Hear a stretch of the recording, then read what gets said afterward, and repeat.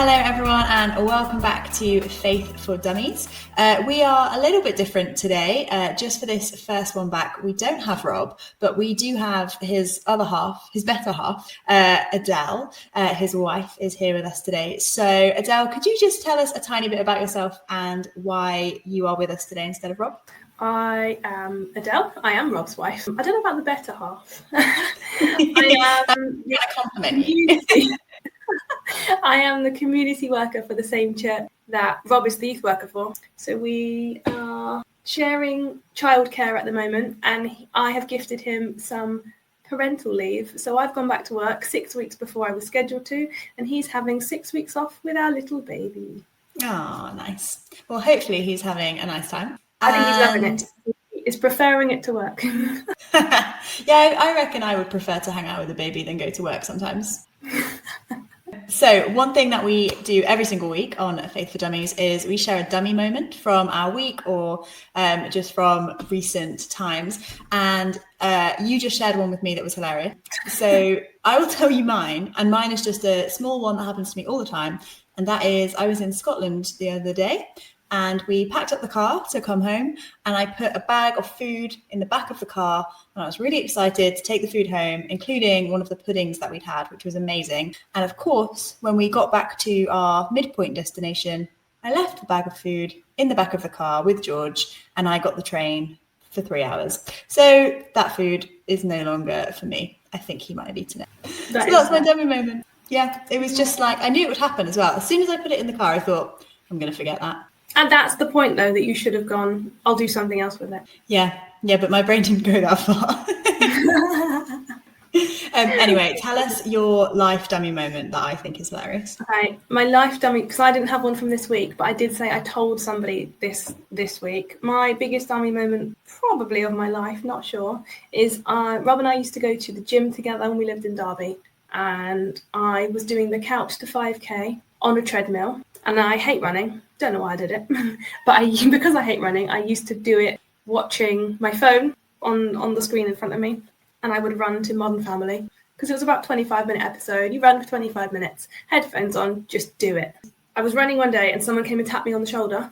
And I faffed around trying to stop the phone, stop the video and try and get my headphones off and everything. And when I took them off, the fire alarm of the whole building is blaring. And I turn around and there is nobody in the gym behind me. And clearly what's happened is the fire alarm's gone off. Everyone's evacuated. I haven't heard it. And because I'm at the front row and it's facing a wall, I've got no idea. And someone has had to come and let me know that I'm the only person left in the gym running. And I needed to leave before, hopefully not before a fire got me. I don't know if it was a fake one or not. When you told me, I did think you were going to say that your video was coming out of your phone and not your headphones, and that everybody in the gym was listening to it. I think that's less embarrassing. Yeah. Amazing. I don't run anymore. I don't like running. That's why. I don't run anymore in case there's a fire. In case there's a fire, yeah. So Rob and I thought that since you were joining us for this podcast, rather than just doing one of our normal ones where we kind of pick a topic, we would do kind of like a half testimony, half topical podcast. And something that you and I have in common is that we grew up in non-Christian homes, families, and we kind of got into church ourselves, as far as I know. And I just thought it'd be really nice to have a chat about that with someone who's in the same boat. So would you be able to kind of just explain how you came into church for the first time, how you got into Christian stuff at all? Yeah, so I was about 16, and rather than having any kind of major life issues, instead I was a young person that started asking major life questions, questioning if there was more to life, what the purpose of everything was. And this wasn't like a mental breakdown. This was just, I was fascinated by it. And I used to do Indian classical dancing. So I spent a lot of time traveling around Hindu temples with friends, and we would go to a dance event. It was in the temple, or you go around the temple and then you go to the event. And I used to think the smells of all the incense burning and the candles and the sounds of the bells and everything was fascinating. And I think, to be honest, that was probably what sparked it. And I loved this idea of there being something more, but I just couldn't wrap my head around the fact that there were these statues that were dressed and blessed and everything, and that was God. So it's like I really wanted to be involved, but my head wouldn't quite let me go as far as saying I believed what they believe by putting like flowers and offerings and stuff in front of these statues and saying that they were God. So I think that's where all of the intrigue and stuff started coming from. I then had a book. Mum said she bought me a book. I don't really remember it. This is her memory. She said, I did give you a book about world religions. And I went to my mum and I said, there's all of these world religions, but they can't all be true, right? So how do I know which one is true? Which one is right? And she said, I will always laugh looking back at this. She said, you're white and you're English. If you're going to be religious, you're going to be a Christian. And I said, Mum, I really don't think it works that way. That's amazing. But obviously, like, my parents aren't religious. They're not Christians. They're not of any faith. But that's how it works in her head. I don't know if my mum would have any memory of telling me that either. But yeah, if you're going to be religious, you're going to be a Christian. And I think that ironically is where it led me, but not because I'm white and not because I'm English. But yeah, I'd got a friend who was a Muslim and she was my best friend at school, and we would have lots of faith-based questions and discussions, and we would walk to and from school together. And then obviously I've got all of my Hindu friends because they're the ones that I dance with, so we have all of these conversations. And I found them fascinating. But then I chatted to a friend who said, oh yeah, I go to church. And I said, would it be really weird if I tagged along? And she said, no, of course not. And I didn't drive. I wasn't old enough yet. And my mum doesn't drive. So getting anywhere, I was quite self-sufficient. I had to walk or I had to go on the bike or something. But my friend said, oh no, my mum will come and pick you up. We'll come and pick you up on Sunday morning. You can come with us. And I remember Googling the night before I went to church for the first time, what do I wear to church? Oh, yeah. And what I learnt was that maybe don't wear jeans if you're not sure quite how formal your church is. And because I didn't know what kind of church I was going to, I didn't wear jeans just in case. I think I put on a nice dress just in case. She picked me up in the morning and she took me to church. And it was a really quite Pentecostal style church. It was in a school hall. And they'd got these giant flags, and ladies at the front are really going for it, waving these flags during the worship songs. And I remember thinking, my word, there can't be this many crazy people in one room unless there's something here. But it was this fascinating experience. And I came home and I went looking for a Bible, which I did have in my house. We'd had a whole clearance of books given to us by one of my mum's friends. And there was a Bible in it. And in the front page, it said something like, Dear Danielle, happy 21st birthday. We hope this guides you in your life. Love, Grandpa, or something like that. And I remember thinking, I can't bin that. You don't bin a Bible, surely. Yeah. And I'd kept it. So I found this Bible in the house. And I'd come home from church and I would look up whatever they were talking about in the morning in this Bible. But I don't even understand how a Bible works. It's got all of these tiny numbers. They've got the big numbers, verses, chapters. I'm now Googling, how do I read a Bible? I don't understand how to reference stuff. So I'm literally starting from scratch, but I'm doing it all myself. And I guess I really enjoyed it. Kept going, went back the next week, following week. And I would get dropped home. My parents were making Sunday lunch by the time I got home. I would go up to my room, find the Bible, trying to figure out what they were talking about in the morning, then go for lunch and carry on with my day. So that's kind of where it all started. Fast forward a little bit, I then started going to an evening service with some other friends from school that were also Christians, that they had an evening service at a different church. And that was, again, slightly different style, a little bit more sort of intimate sort of style worship, a longer period of like what we would sort of say like the Holy Spirit kind of soaking time, stuff like that. And so that was a very different experience than the family service in the morning with the flag waving ladies and lots of children. Yeah. So it was giving me quite a broad experience of church, I guess. And I got baptized about 6 months later because somewhere in that, and I can't quite pinpoint the exact moment where I said a particular prayer or made a decision. I think it was just a gradual thing, but I guess it was quite a short space of time, but decided this is true. In all the stuff I've read and all of the world religions and faith I've looked at, and, you know, I found it fascinating. So I would spend hours reading and would spend hours trying to understand. I did choose to become a Christian, not because I was white, not because I was English, but of everything I'd read and understood, this was the most likely to be true. Understanding and finding out about Jesus and that he existed and what he did and what that meant for me now. Of everything I'd gone looking for, this was where I'd settled, that this was true and this was going to change my life, I guess. So yeah, baptized about 6 months later. You could say that was the start of my Christian life, all in a short space of time, about sort of 16, 17 years old.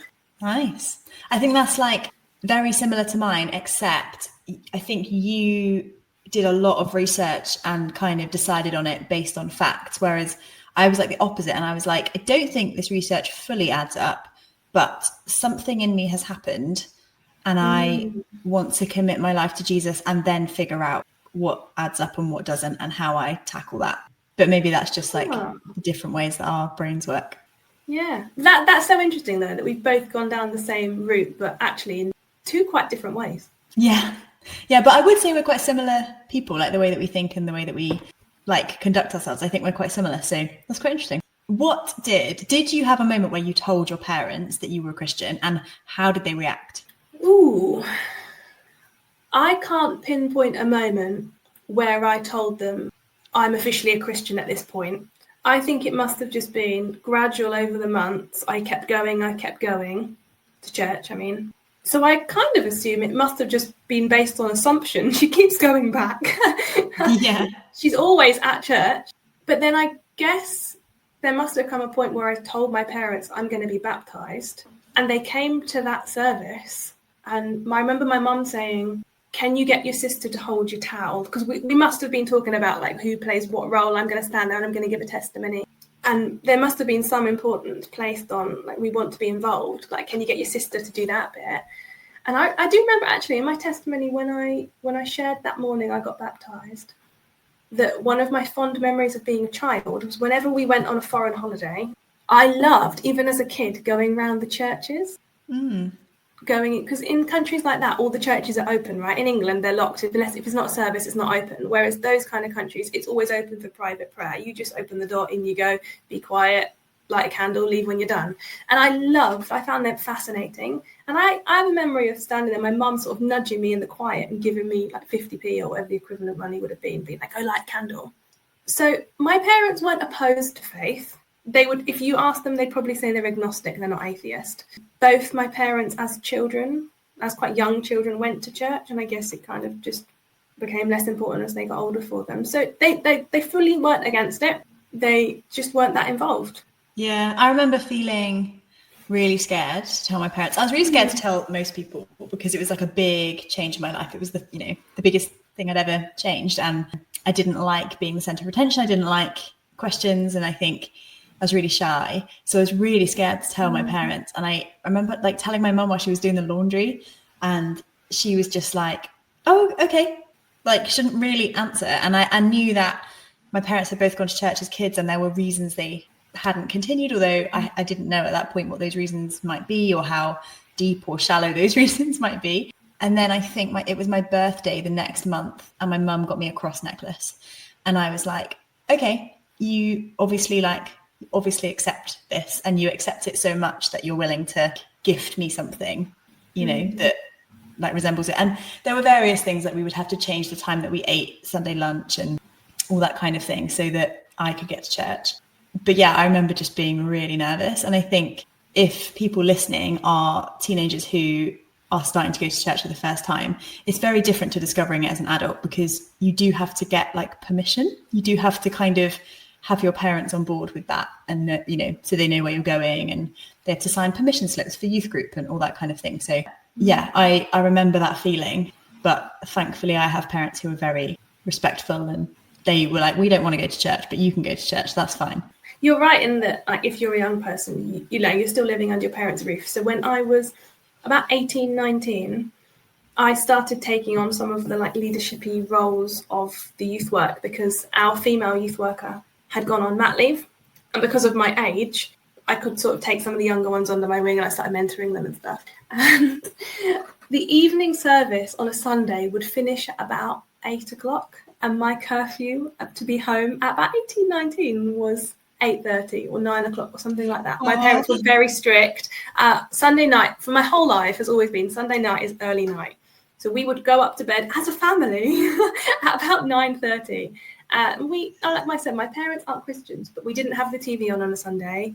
We had quiet reading time as a family on a Sunday evening. And my curfew was sort of 8:30, 9 o'clock. So even though my young people are allowed to stay out, my parents' roof, I have to leave before they do to be home for my parents' curfew.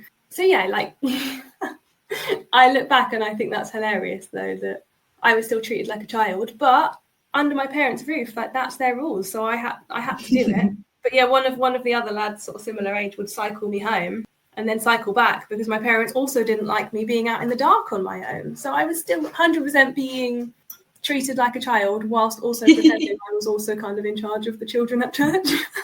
I love that. I mean, that is honouring your parents. Like, there's a commandment in the Old Testament that we should honour our parents, and I think that is a prime example of how to do that. I didn't get a choice. It was either that or didn't know. Speaking of which, what are the challenges of being a Christian within a non-Christian family? And then are there any like benefits to it or good things about it that you've found? In terms of challenges, I mean, Sunday for some families, even if you're not Christian, is a family day. You know, you're not going to church, but the expectation might be, as a family, we have lunch together. Or, you know, we all go and watch, you know, your little brother play football in the morning. So for you now to say, actually, mum and dad, I want to go to church on a Sunday morning, and it might even be, I need you to take me there, even though you're taking my little brother to football, or even though you want to have a lie-in because it's a Sunday, you might have to ask something of your parents. So you kind of might need to have them on board more than you realise.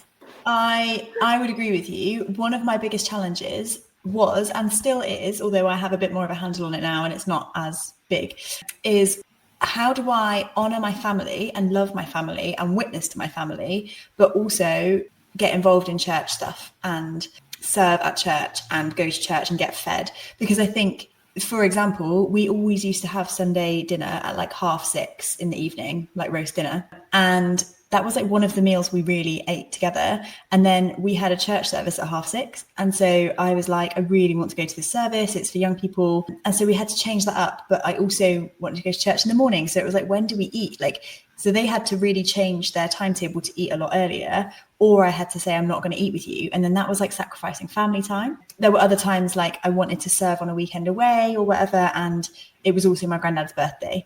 And so you're like, which one am I supposed to do? Like, should I honour God by serving on a weekend away, or should I honour my family by going to my granddad's birthday? And I still find that really hard because I work for a church. And like you're saying, Sunday is often family day. My family live really far from me. So do I not go to church? Do I take holiday and go and see them? But kind of, am I showing them that they're more important than church? Or do I say, nope, church is the most important thing. I can't see you. Even when my mum visits, we don't get Sunday morning together because I go to church. And that is a challenge because they don't want to be in that space. And I don't know which space to pick sometimes. So yeah, I think I can agree with that. I remember one year telling my dad that I would be going to church on Christmas Day, and him saying, well, don't you, it's Christmas, don't you get Christmas off? I'm like, actually, if you stop and think about that is it makes no sense, right? As a Christian, it's one of the most important days of the calendar of the whole. But he hadn't stopped to realise that it was just, well, it's Christmas, it's bank holiday, right? You get that off. So yeah, like that's going to be a thing at Easter as well, isn't it? When you've got bank holidays and you get days off and family want to spend it with you, it could be hard to turn around to your parents and say, I know you want me to do this, or you want me to be there, but I also want to go to church, or I want to go to a youth thing, or you know, there's a weekend away I really want to do. Yeah, the Christmas one I go back and forth on because I've been a Christian for 13 years and I spent probably the first 10 years going to church on Christmas morning, and for lots of different reasons that wasn't easy, and it completely changed our Christmas Day dynamic. And then the last 3 years, I haven't gone to church on Christmas morning because of traveling and stuff. And I've loved it. And it's been amazing. And it's been such a good time with my family. And I've realized actually that is a sacrifice I'm willing to make, not to go to church on Christmas morning so that I can see my family. And I think this year just gone was the first one I went again because my grandma was with me. And I was like, this feels really weird again to go to church on Christmas morning. So sometimes you do have to wait. There's not always one answer when we're trying to kind of witness and honor and all of that kind of that kind of thing. But yeah, tricky. Are there any particular, so I can think of one, but are there any like particular benefits that you think you get coming from a non-Christian family rather than a Christian family? I mean, I will always know that was a choice I made for myself. So it's quite common when you hear baptism testimonies or just testimonies in general where people say, oh, it's really boring. You know, I grew up, I went to church, I went to Sunday school as a kid. I lived a really normal life, and here I am, however many years later, I've decided I'm still living that normal life. I'm still a Christian, right? And they say it like it's a bit dull. Yeah. And it's not dull. It's not dull at all. You were raised clearly by Christian parents that cared enough about your spiritual life to invest that in you, to make sure that you, from a young age, you knew who God was and he was important in your life, which I think is such a privilege. And as a mum now, I absolutely want that for my children. I want them to one day have a baptism and have a testimony and share that they knew from a really, really young age who Jesus was and who he means for you.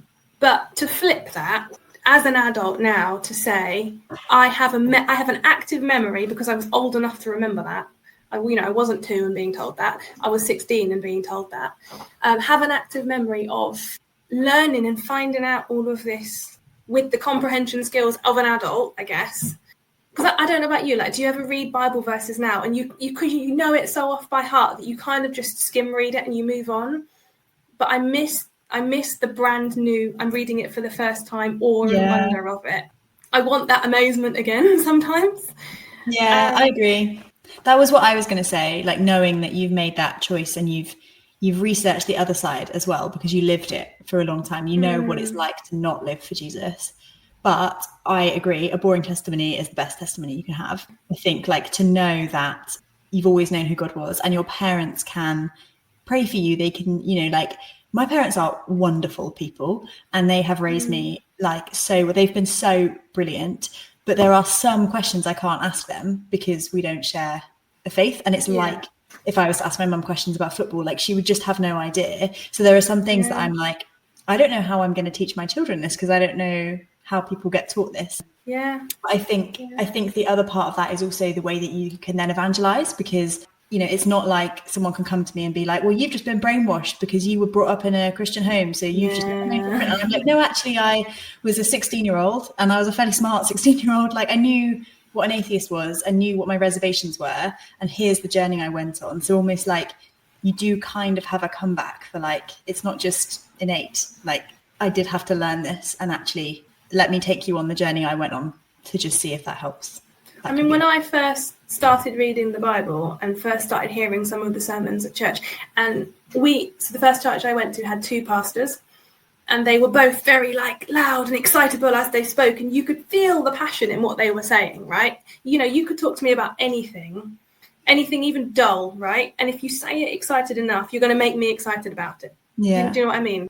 And I feel like when I first started hearing about, I guess, the Jesus story, thinking, if this is true, this changes everything, right? If this is true, this changes everything. And no one has ever told me. How have I got this far in my life and no one's told me? If this is true, this changes everything. Why don't I know this? Yeah. And so now, you're right, it changes how you evangelize, because you meet people now who aren't atheists or not Christians because they've actively decided against it, but because they've just never heard. Yeah. And you now, as a Christian, want to share that story with them. Yeah, absolutely. So it's there are challenges, but it is also a privilege. And I think you could say exactly the same for the other way around as well. But we just thought it would be really nice to get both sides of it and to be able to chat with someone who has kind of lived that as well. And yeah, thank you so much. The reason I am cutting us off is because we've been speaking for like half an hour. And I feel like we could speak forever. So maybe we just need to hang out. But yeah, thank you so much for joining me. We have missed you, Rob, but we'll be happy to have you back. But I've really enjoyed having you here. So thank you so much. Thanks for having me. So next week, Rob and I will be chatting with somebody, a friend of Rob's, and we will be talking about how to live as a Christian as a child of divorce. So if your parents are divorced, how do you see God in that? That's what we're going to be chatting about next week. So a big topic, but hopefully will be helpful for some people. So we will see you next week. Bye, everyone.